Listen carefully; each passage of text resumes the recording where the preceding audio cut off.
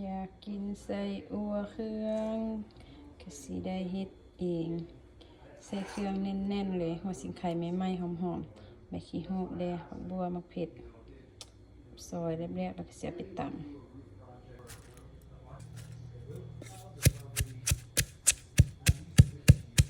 หัวสิงไข่ที่เราตำแล้ว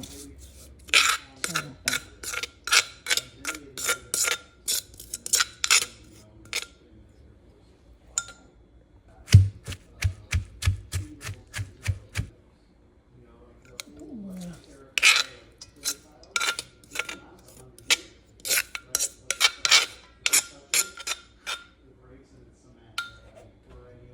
ใบขี้หู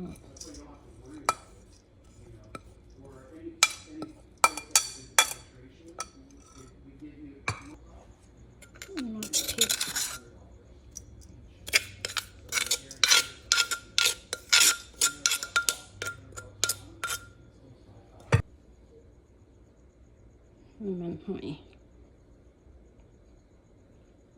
กะใส่เลย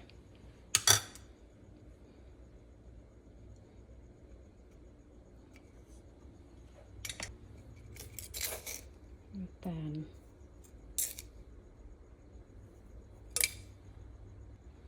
เป็น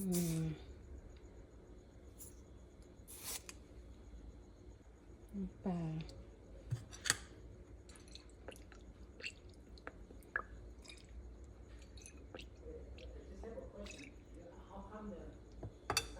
พริกไทย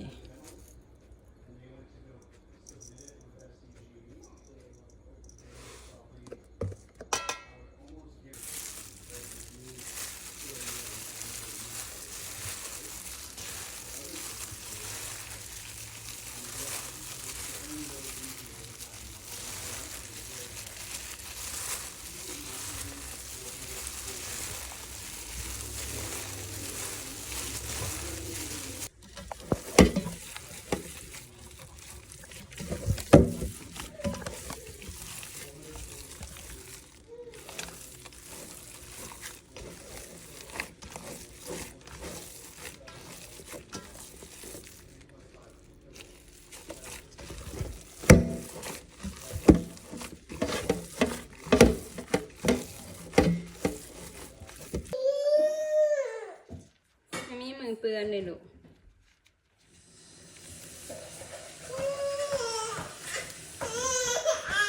เนี่ยเข้ามาหนึ่งเนี่ย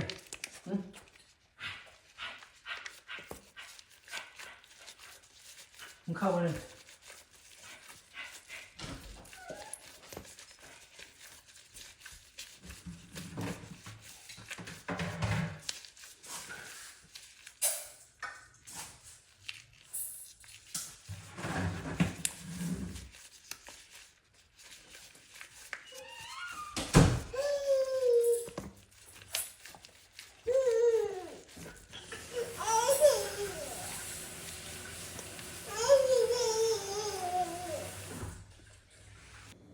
เรียบร้อย